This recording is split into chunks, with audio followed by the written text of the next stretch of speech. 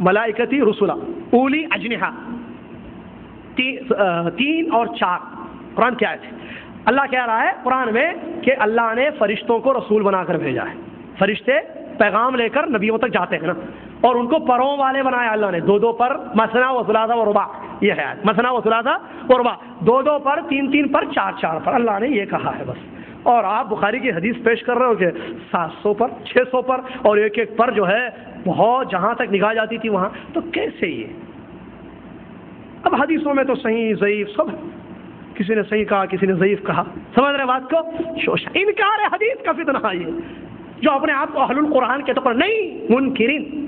جو حدیث کا منکر وہ قرآن کا منکر، کیونکہ دونوں کا اصل مرجع اللہ نے اتارا ہے. قرآن کو اللہ نے نازل کیا، حدیثوں کو نازل کیا. اب دیکھیے آیت کو حدیث کے سامنے رکھ کر حدیث کو منع کر رہا ہے، انکار کر رہا ہے کہ کیسے یہ ہو سکتا ہے. تم یہ دماغ سے سمجھ رہے ہو حدیث کو؟ اس حدیث کا، اس آیت کی تفسیر، اس حدیث کا مطلب تو اپنے دماغ سے لے رہا ہو اور گمراہ کر رہا ہو. ایسی کہتے ہیں فرعون کے بارے میں اللہ نے کہا، نہیں فرعون نے قرآن میں اللہ نے کہا 1 مرتبہ عذاب چکاؤں گا دوبارہ. آج کا نوجوان اس کو عربی نہیں آتی، اس کو عربی نہیں معلوم، حدثنا اخبرنا کے فرق نہیں معلوم، راوی علم الرجال نہیں جانتا، علم الحدیث فن حدیث سے ناواقف جاہل. یہ آ کر آج کہہ رہا ہے کہ اللہ نے قرآن میں کہا. یہ موجودہ دور کے انٹرنیٹ کے ذریعے ہو یا موجودہ نوجوانوں کے فتنے آپ کو بتا رہا ہوں میں. کیا کہہ رہے ہیں کہ قرآن میں اللہ نے کہا ہے عذاب 1 مرتبہ چکایا جائے گا، دوبارہ نہیں. ایک بڑا عذاب دوں گا، دوسرا عذاب نہیں. اب بتائیے قبر کا عذاب کیسے ہے؟ اللہ تو بول رہا ہے اللہ تو کہہ رہا ہے 1 بڑا عذاب چکاؤں گا، اور آپ لوگ کہتے ہو قرآن کے وہ حدیثوں سے ثابت ہے کہ قبر کا عذاب ہے وغیرہ ہے. دیکھو اب آیت کو یہ دماغ سے سمجھ رہا ہے، آیت کو دماغ سے سمجھ رہا ہے اور کہہ رہا ہے کہ عذاب قبر نہیں، قبر کا عذاب نہیں ہوگا. ایسے بہت سارے مسائل آج پیش کر رہے ہیں. وجہ کیا ہے ان لوگوں کی؟ یہ گمراہی کا راستہ کیوں اختیار کیے ہوئے ہیں؟ اس لیے کہ آیتوں کو دماغ سے سمجھ رہے ہیں، آیتوں کو دماغ سے سمجھ رہے ہیں، حدیثوں کا مفہوم دماغ سے لے رہے ہیں. ایک نے مسجد حرام میں یہ کہا، اللہ قرآن میں کہتا ہے شراب پینے والے، زنا کرنے والے مر جائیں گے، خالدین فیہا، جہنم میں ہمیشہ رہیں گے، ہمیشہ ہمیشہ کے لیے.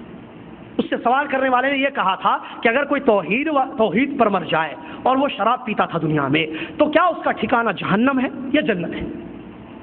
اب اس کا جواب آپ علماء سے پوچھیں. صحابہ کا منہج یہ ہے تحت مشیت اللہ، ان شاء غفر لہ و ان شاء عذبہ.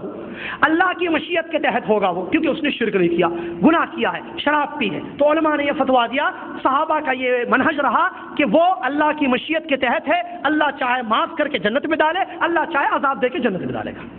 اب ایک نے قرآن کی آیت سے یہ دلیل لی کہ نہیں، اللہ نے قرآن میں سورہ نور یا سورہ فرقان کی وہ آیت ہے جو مجھے ذہن میں نہیں آ رہی سورہ کا نام، اللہ کہہ رہا ہے کہ وہ لوگ جو زنا نہیں کرتے، چوری نہیں کرتے وغیرہ وغیرہ، اور ومن یلقى ذلك ومن يفعل ذلك يلقى اثاما، جو ان میں سے کوئی کام کرے گا، یعنی چوری یا زنا کے بارے میں تقریباً تھا، تو وہ ہمیشہ دوزخ کی آگ میں رہے گا. تو اس آیت کو دماغ سے سمجھ کر کہا جو شراب پی کر یا زنا کر کے بڑا گناہ کر کے مر جائے، اگرچہ توحید پر کیوں نہ ہو، اگرچہ شرک سے دور کیوں نہ ہو، وہ ہمیشہ کے لیے دوزخ کی آگ میں چلا جائے گا. پھر وہ ساری حدیثیں جس میں یہ آیا کہ توحید پر مرنے والا، اللہ کی وحدانیت عبادت توحید کو لے جانے والا دوزخ کی آگ میں ہمیشہ نہیں پایا جائے گا. اور نبی علیہ السلام کی شفاعت اہل التوحید کے لیے جو اہل الکبائر ہوں گے، بڑے بڑے شفاعتی اہل الکبائر من امتی سے حدیث، میری امت کے بڑے بڑے گناہ کرنے والوں کے لیے میری سفارش ہوگی. اب اس کی تفسیر میں ابو ہریرہ وغیرہ کی اقوال موجود ہے جو توحید پر مر جائیں، جو دوسری حدیثیں بھی اس کی تائید کرتی ہیں. تو قرآن کو دماغ سے سمجھ کر فتوے، ایسے بہت سارے مسائل آج آتے جا رہے ہیں. جہاد کا مسئلہ لے لیجیے، پکڑنا مارنا، ولی الامر حاکم وقت ہے، ارے ڈش یہ غلط چیز ہے، یہ خلاص یہ مسلمان نہیں ہے، کافر ہے، کفر کا فتویٰ، تکفیر ایک بڑا مسئلہ ہوا ہے نا. یہ سب صحابہ کا منہج نہیں ہے، یہ خوارج کا منہج ہے، یہ غلط منہج ہے، غلط فہم ہے، یہ قرآن حدیث کو غلط سمجھنا ہے. جیسے کہتے ہیں وَمَن لَّمْ يَحْكُم بِمَا أَنزَلَ اللَّهُ فَأُولَٰئِكَ هُمُ الْكَافِرُونَ فَأُولَٰئِكَ هُمُ الظَّالِمُونَ فاسقون کافرون. 3 قسم کی آیتیں آئی ہیں قرآن میں. جو اللہ نے جو حکم دیا ہے، اللہ نے جو فیصلے کیے ہیں، اس کے مطابق جو فیصلے نہیں کرتا ہے دنیا میں، وہ فاسق ہے. ایک جگہ کہا اللہ نے، دوسری جگہ ظالم، تیسری جگہ کافر ہے. فتویٰ دیتا ہے، لوگوں کو بتاتا ہے، یہ اللہ ہدایت ہے اس کو کہ اگر ایک مرتبہ اللہ کے حکم کے خلاف فیصلہ کرے گا کوئی حاکم، کوئی بادشاہ، تو وہ فاسق ہو جائے گا. اگر 2 مرتبہ کرے گا تو ظالم ہو جائے گا، 3 مرتبہ کرے گا تو کافر ہو جائے گا، آؤٹ آف بولڈری.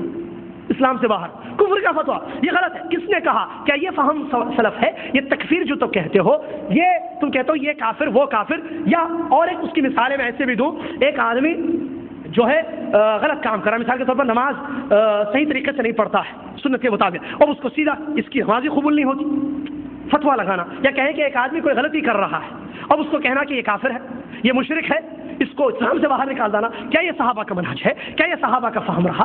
صحابہ نے ایسے فتوے لگائے؟ صحابہ نے ایسے بیان کیا؟ نہیں۔ اس لیے ہر چیز میں ضرورت ہے فہم سلف کی، ہر چیز میں منہج صحابہ دیکھنا ہے، چیک کرنا ہے کہ صحابہ نے کیسے سمجھا قرآن حدیث کو، کیا ہم اس طریقے سے سمجھ رہے ہیں؟ اگر نہیں سمجھیں گے تو گمراہ ہوں گے۔ آج کتنے بڑے بڑے پرابلمس، کتنی بڑی بڑی پریشانیاں ایک ایک موضوع کو لے کر دیے۔ جہاد کا مسئلہ دیکھیے، جہاد کے بارے میں کیسے کیسے عقیدے، پکڑو مارو، قرآن میں اللہ نے کہا پکڑو چھپ کے رہو، پکڑو مارو، ہندو کو پکڑنا مارنا کاٹنا، جہاں ملا کاٹنا، اچھا رہو کیسا بھی رہو، پکڑنا کاٹنا، یہی جہاد ہے۔ جہاد کا مفہوم آج کیا ہے اور کیسا اس کا، کیا صحابہ کا فہم ایسا رہا؟ کیا صحابہ نے ایسے سمجھا جہاد کو؟ قرآن میں جس جہاد کا ذکر ہے، حدیثوں میں جس جہاد کا ذکر ہے، اس کے لیے کیا کنڈیشنز ہے، کیا شروط ہے، کیا اصول ہے جو کتاب و سنت کی روشنی میں علماء کرام نے درج کیے ہیں، تصنیف کی، علامہ البانی رحمۃ اللہ رحم فرمائے، کیسی زبردست تفصیل سے انہوں نے لکھا ہے اپنی کتاب میں کہ جہاد کے لیے ان چیزوں کا ہونا ضروری ہے۔ آج دماغ سے ان کو سمجھا جا رہا ہے، قرآن کی سورہ انفال کی آیتوں کو دماغ سے سمجھ کر کہ ظاہری معنی لے کر اس کا فتووں پر فتوے دیے جا رہے ہیں کہ کاٹنا مارنا ضروری ہے وغیرہ وغیرہ۔ کہنے کا میرا مقصد یہ مثالیں ہیں، پوائنٹ میرا یہ ہے جو بتانا ہے کہ فہم السلف ضروری ہے نجات کے لیے۔ اگر ہم چاہیں سیدھے راستے پر ہو تو ضروری ہے ہم کتاب و سنت کو ویسے سمجھیں جیسے صحابہ نے سمجھا ہے، تفسیر اور مفہوم وہ لیں جو صحابہ نے لیا ہے۔ اور اس کی وجہ یہ بھی ہے جیسا کہ علماء نے ذکر کیا ہے، ہم اہل التنزیل، وہ لوگ اس زمانے میں رہے جس زمانے میں قرآن اترا، وہ لوگ اس زمانے میں تھے جس زمانے میں یہ حدیثیں پیش ہوئی۔ نبی علیہ الصلوۃ والسلام پر جو قرآن کی آیتیں اترتی تھی اس زمانے کے لوگ کون ہیں؟ صحابہ۔ نبی علیہ الصلوۃ والسلام حدیثیں جب بتاتے تھے ایسے کرو ایسے، بہت ساری حدیثیں کس کے سامنے بیان ہوئی ہیں؟ صحابہ۔ اور وہ اہل اللغہ ہیں، اہل فصاحہ و بلاغہ، عربی زبان فصیح بلیغ جاننے والے، آیتوں کا مطلب مفہوم معنی اس کی تفسیر ہم سے زیادہ سمجھنے والے وہ لوگ، لہذا وہ ہم سے زیادہ دین سمجھتے ہیں، ان کے طریقے پر سمجھنا ضروری ہے۔ اسی طریقے سے چونکہ یہ لوگ شاگرد رہے اللہ کے نبی محمد صلی اللہ علیہ وسلم کے، قرآن کی تعلیم صحابہ کو کس نے دی؟ جواب نبی محمد صلی اللہ علیہ وسلم۔ کس نے سمجھایا قرآن کی آیتیں؟ صحابہ کو۔ تفسیر کس نے بتائی؟ نبی صلی اللہ علیہ وسلم نے۔ حدیثیں نبی علیہ الصلوۃ والسلام نے کس کو سکھایا؟ صحابہ کو جو حدیثیں ملی، جو حدیثوں کو انہوں نے سمجھا عمل کیا، سکھانے والے ان کے معلم ان کے مدرس کون تھے؟ محمد صلی اللہ علیہ وسلم۔ کیا ان کی تعلیم میں کوئی غلطی ہو سکتی ہے؟ ہاں، بعد میں لوگ گڑبڑ کر سکتے ہیں، یہ ذرا اندر کی باتیں میں بتا رہا ہوں۔ آپ پوچھتے کیا بات ہے؟ وہ بھی مولوی یہ بھی مولوی، یہ کہتا ہے یہ کرنا نہیں ہے، وہ کہتا ہے کرنا نہیں ہے، اس کو صحابہ کا منہج نہیں پڑھایا گیا ہے، اس کو تعلیم دینے والے میں گڑبڑ ہو سکتی ہے، لیکن صحابہ کو جنہوں نے تعلیم دی وہ محمد الرسول اللہ صلی اللہ علیہ وسلم، جن پر وحی اترتی تھی وہاں کوئی خلل نہیں تھا، کوئی گڑبڑ نہیں ہو سکتی تھی۔ لہذا آج بھی مدرسوں میں ہو یا کہیں بھی جو صحابہ کے منہج پر تفسیر حدیث وغیرہ پڑھایا جاتا ہے، وہ بچے وہی منہج لے کر نکلتے ہیں اور وہی منہج دنیا میں پھیلاتے ہیں۔ اور جن کو منہج ہی غلط دیا جائے، فاؤنڈیشن شروع سے، ارے یہ حدیث ہے نا مول صاحب، بخاری کی حدیث پڑھ رہا ہے، نہیں یہ اس کا مطلب دوسرا ہے، دوسری حدیث پڑھو، یہ آیت کی تفسیر ابن کثیر نے لکھی ہے نا، یہ نہیں اس کا مطلب دوسرا ہے، اس کا مطلب دوسرا ہے، مطلب پڑھو یہ ہمارے طریقے کے ہٹ کرے، یہ ان کا طریقہ ہے، پڑھو۔ منہج بچپن سے فاؤنڈیشن گڑبڑ کیا، اب وہ عالم مولوی بن کر نکلتا ہے اور سمجھتا ہے کہ میں حق پر ہوں۔ اللہ جب ہدایت دیتا ہے تو پھر وہ بولتا ہے جو بولنا چاہیے۔ ایسے لوگ موجود ہیں جن کو اللہ نے ہدایت دی اور انہوں نے کہا، تعجب کی بات ہے بخاری کی یہ حدیثیں ہم کو نہیں معلوم تھی، ہم خاندانی جو ہے علماء، ہمارا خاندان عالم، ہمارے چاچا عالم، ہمارے دادا عالم، ہمارے باپ عالم، اور ہم نے پڑھا اور یہ کہا کہ وہ حدیث نہیں مانوں گا میں جو حدیث میرے طریقے پر نہ ہو۔ جوش میں آ کر اتنے جملے کہہ دیے، اور جب اللہ نے ہدایت دی تو غور کیا، تعجب کیا، منہج جب سمجھ میں آ گیا، صحابہ کا منہج اپنا لیا، کہا کہ تعجب ہوتا ہے اس زندگی پر ہماری، جب ہم کو یہ منہج کلیئر نہیں تھا، ہم پڑھ چکے ہیں، درس دے چکے ہیں، لیکن یہ حدیث ایسے لگتا ہے یہ حدیث ہم نے پڑھی ہی نہیں ہے، ہمارے سامنے سے گویا کہ نہیں، بلوغ المرام کی حدیث ہے، بلوغ المرام کی صاحب محدث بلوغ المرام کی حدیث ہے، چچا کے پاس جاتے وہاں جاتے کہ کیا ہے یہ حدیث ہے، کہا نہیں یہ حدیث ہمارے طریقے کے خلاف ہے، نعوذ باللہ من ذالک۔ منہج پڑھایا جائے، منہج دماغوں میں ٹھوس آ جائے، بتایا جائے صحابہ کے طریقے سے کتاب و سنت کو سمجھنا ہے، فہم دیا جائے تو بچہ نکلے گا، دنیا کو صحیح فہم دے گا، دنیا کو صحیح منہج دے گا۔ آج چونکہ فاؤنڈیشن میں خرابی ہے، ان کو وہی منہج دیا جاتا ہے جو ان کو دیا گیا، غلط منہج، صحابہ کے خلاف کسی اور طریقے کا منہج، کسی اور طریقے کا فہم، لہذا وہ خود بھٹک گئے اور دوسروں کو بھی بھٹکا رہے ہیں اور ضلالت پھیلتی جا رہی ہے۔ لہذا موجودہ دور کی سب سے بڑی ضرورت یہ ہے کہ ہم اپنے منہج کو چیک کریں، صحیح ہے، قرآن برحق ہے، حدیث برحق ہے، ہمارا ایمان ہے، لیکن سوال یہی کیا ہم صحابہ کے جیسے سمجھ رہے ہیں اللہ کی کتاب کو؟ کیا ہم صحابہ کے جیسے قرآن کی حدیثوں کو سمجھ رہے ہیں، نبی علیہ السلام کی حدیث کو سمجھ رہے ہیں؟ اگر سمجھ رہے ہیں تو ہدایت ہے، رضا ہے، اللہ کی رضا ہے اور انشاءاللہ کامیابی ہے۔ اگر منہج ہمارا ویسا نہیں ہے تو ایسی صورت میں پھر گمراہی ہوگی، جیسے قدریہ گمراہ ہوئے، مرجیہ، معتزلہ اور دوسرے اشاعرہ یا ماتریدی فرقے سے تعلق رکھنے والے، عقیدے سے تعلق رکھنے والے لوگ گمراہ ہوئے۔ لہٰذا ضروری ہے کہ اس مسئلے کو ہم سمجھیں، اور اس سلسلے میں الحمدللہ کتابیں موجود ہے، یہ کوئی نئی بات نہیں ہے، علماء اکرام نے ہند و پاک کے ہو یا عربی علماء ہو، کتابوں میں تفصیل کے ساتھ اس بات کو لکھا ہے کہ منہج بہت زیادہ ضروری ہے قرآن و حدیث کے سمجھنے میں۔ میرے خیال سے بات سمجھ میں آ چکی ہے، اور اسی کے ساتھ میں اپنی بات کو روکتا ہوں اور اللہ سے آخر میں یہ دعا کرتا ہوں اللہ تبارک و تعالیٰ اس اہم موضوع کو سمجھنے کی توفیق عطا فرمائے۔ اللہ تبارک و تعالیٰ ہمیں اس بات کی توفیق دے کہ جیسے تو نے کہا ہے ویسے ہم تیرے صحابہ جن کو تو نے اختیار کیا نبی محمد صلی اللہ علیہ وسلم کی صحبت کے لیے، ان کے طریقے سے ہم دین کو سمجھیں۔ اللہ تبارک و تعالیٰ سے تجھ سے دعا ہے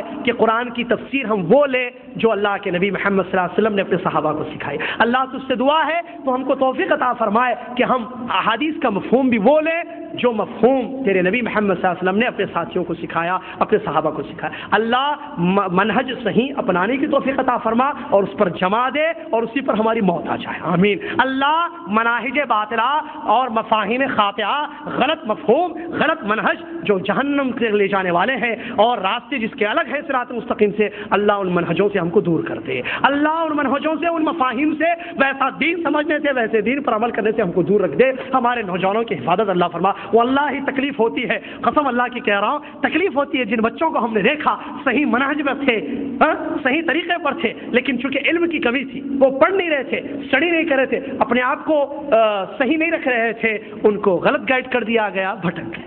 1 سال کے اندر ہندوستان جا کر دیکھنے میں آیا ہمارے نوجوان بھٹک گئے، چلے گئے غلط راستوں پر، کہا کہ نہیں ہمارا نام صرف مسلمان ہے، کوئی اور ہمارا نام نہیں ہے، سارے نام بدعتی نام، سارے نام کفری نام، اور عقیدے غلط، جو بیعت نہیں کرے گا وہ کافر ہو کر مرے گا، نعوذ باللہ۔ واللہ العظیم یہ عقیدے آنکھوں سے میں نے دیکھے، کانوں سے میں نے سنے، ان نوجوانوں کے مہدی پٹم وغیرہ کے، جن نوجوانوں کو ہم نے 1 سال پہلے دیکھا تھا صحیح تھے، گڑبڑ نہیں تھی عقیدوں میں، اور ان کی زبانوں سے غلط باتیں نہیں نکلتی تھی، صحیح باتیں نکلتی تھی، لیکن منہج غلط دکھا دیا گیا، غلط راہ، غلط وے دکھا دیا گیا، اسلام کو سمجھنے کے لیے گمراہ ہو گئے اور آج کفر کے فتوے لگا رہے ہیں، آج بھٹک گئے صراط مستقیم سے۔ لہذا بچائیے اپنے آپ کو، اپنے گھر والوں کو غلط راہوں سے، غلط منہجوں سے اور غلط افکار سے، غلط مفاہیم سے سیدھا منہج دیں اور صحیح راستے پر جما کے رکھیں۔ اس کے لیے اسٹڈی کریں۔ علماء کرام ماشاءاللہ آپ کے شہر میں موجود ہے، اللہ جزائے خیر شیخ منیر قمر حفظہ اللہ کو، ان سے استفادہ کریں